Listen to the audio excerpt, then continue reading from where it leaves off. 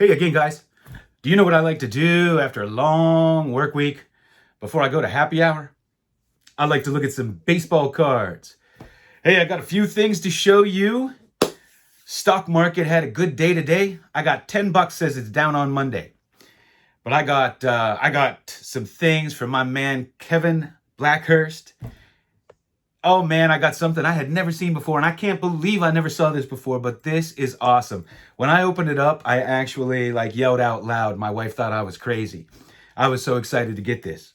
This is absolutely fantastic.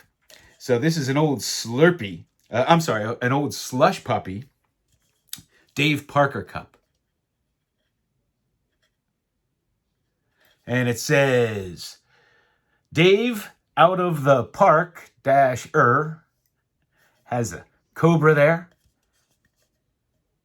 And Slush Puppies, man, they were my favorite. I can't believe I never saw this before because I always drank Slush Puppies. And I used to get these any chance I had. I've never even seen it. But that thing's awesome. And he sent me a Pittsburgh Steeler one. Now this is the icy. Now come on. Slush Puppy's so much better than icy. Who's with me? So this is a General Steeler one. It has a number 35. And I'm trying to think of who wore number 35. Now, some of you Steeler fans may know. I don't know what era this was. I think Jack Delaplane wore number 35. He was like a backup running back that was a kick returner after Larry Brown. Jack Delaplane. There's a name from the past that only Pittsburgh Steeler fans will know. What else? He got me this. This is a gold label Nomo. Guess gold variation. Got some Steelers here. Heath Miller. Antonio, I take my shirt off and act like a fool Brown. And Troy Polamalu. I remember when he was drafted, he was asking Cower about a workout facility because he refused not to work out while he came to interview. And Gary Anderson, these were a police issue. Now, Gary Anderson at one time, man, he was Mr. Automatic. At one time, he was the all-time point leader in NFL history. He had passed George Blanda, and then Morton Anderson passed him. And we have Greg Hawthorne. There was a period in the 80s where the Steelers were really bad. And I believe he was from Baylor.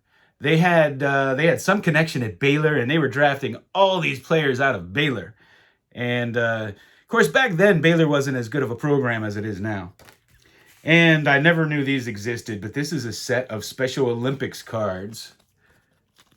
And these are generic cards just for the different sports. And then on the back, talks a little bit about the Special Olympics program.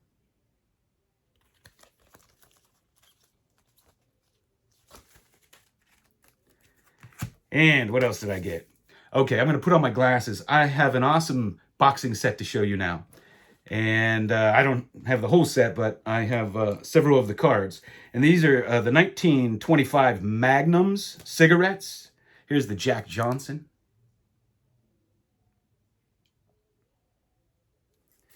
And I just love this guy. Learned about him recently. Showed you some other cards and got enamored with him. Sam Langford.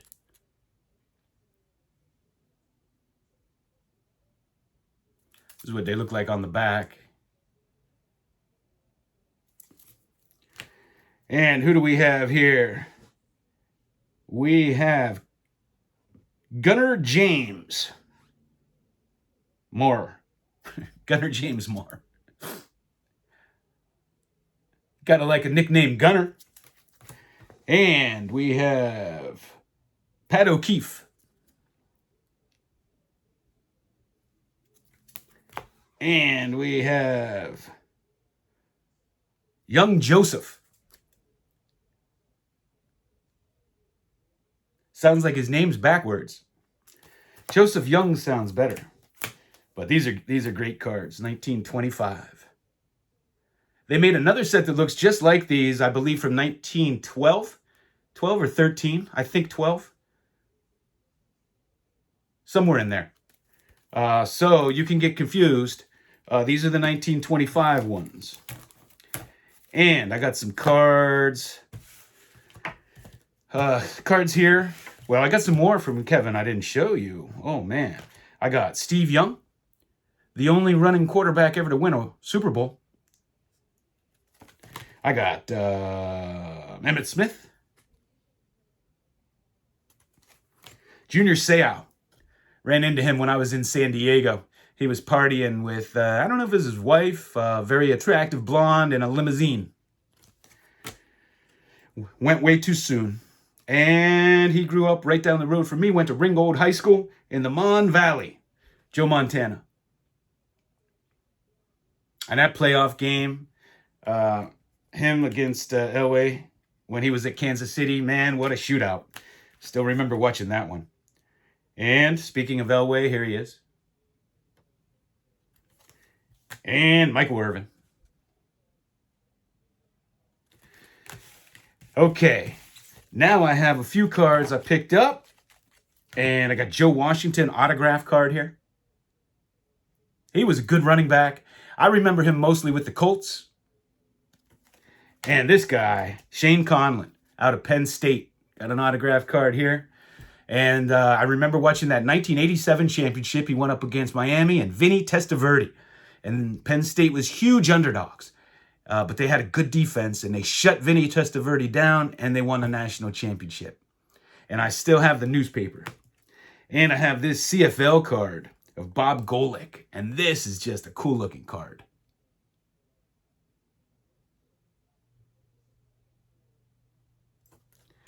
Omar Vizcael, smooth shortstop. Jersey card there. This is numbered 299, 399. And I already had this, but I got another one because these are the best eyebrows in baseball history. Wally Moon. Check those out. It's a good looking card. I don't know, I don't know your feelings on it, but for me, when I was growing up, I had access to lots of 1956 tops. And they're in good condition, they're real sharp. I didn't come across the 55 cards too often. And I really, when I became an adult, only had one 1955 Topps card originally. That was a Don Mossy. That was the only one that I came across as a kid. And I find that the 55s are so hard to find in sharp condition, where the 56s are easy to find. And I don't know what the difference is between the two. Because I know the 1956 cards, not only did they come in packs, but they came out of vending machines. And so those probably, weren't sevens coming out of the vending machine or shortly thereafter. So I don't know why the 55s are harder to find and so much harder to find in top condition. I'd be interested in your comments on that and if you have the same experience. But even now, you go onto eBay, it's tough to find sharp 55s. But 56s are all over the place. And I picked this up. I don't know this player, but how cool of a football card is that? It's just a cool-looking football card. And I love that Fleer set there. 63, I think. And I got this great Lou Fresca? Fonska? I don't know how to pronounce his name. Who knows? Lou Fonska, I think. When you grow up and you're reading baseball cards, oftentimes you have pronounced their names wrong all your life. When I was growing up, I called Bowman, everybody I collected with, we called Bowman cards Bauman. And Vada Pinson, we called Vada Pinson. And Johnny Evers, we called Johnny Evers. Things like that. Anyway, not sure how to pronounce his name. I like to look these things up, these players. And sometimes, if it's a tough name, they will give you the phonetic spelling of it. But most of the time, they don't. So you just have to sit in limbo unless you can find a video of, a baseball documentary or something where they're talking about the player. And for those of you who are interested, the latest Sports Illustrated for Kids just came out. Those are the players. Nothing too exciting in this one. But Ja Morant is the poster, if you're into that sort of thing. And who's the other poster? They have a front and a back. Now, I can't think of a dumber thing to do than to make a poster on a front and a back. I mean, if a little kid wanted to display this, or a big kid like me, how do you decide which one to put if you like both players? Kale Markar is the other one.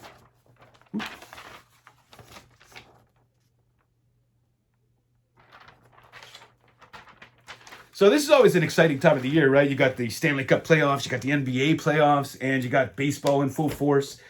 You know, for sports fans, it's just a wonderful time of the year. But anyway, I got to go to happy hour. If you watch my channel, I think you know what I'm going to go sip on. Hey guys, thanks for watching.